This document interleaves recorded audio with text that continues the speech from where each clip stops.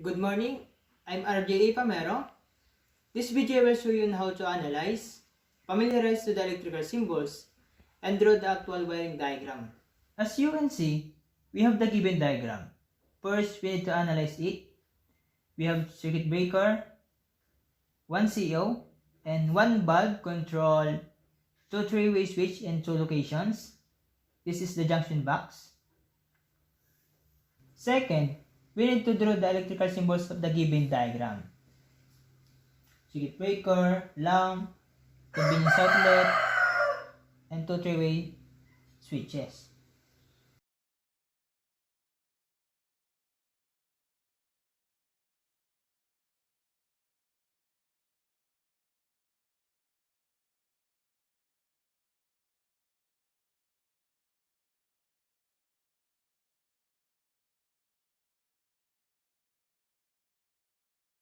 After we draw the electrical symbols of the given diagram, I will use line-to-line connections.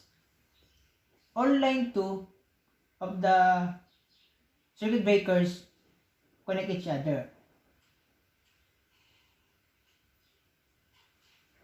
All line 1 of the circuit breakers connect each other.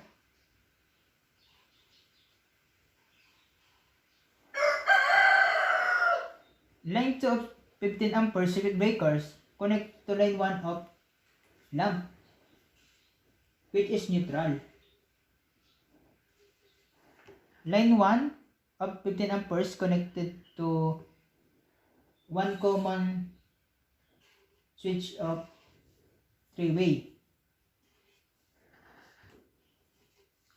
As you can see, the symbols of street W is 0, 1, 3. 0 is for the common and 1, 3 is for the traveler.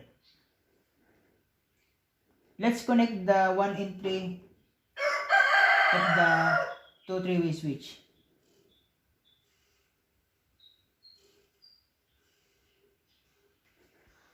And 0 of the common one of street W control the lamp or bulb.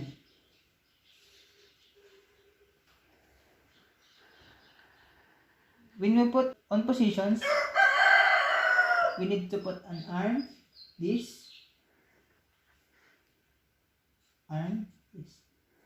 And when we survey, the connection is properly connected.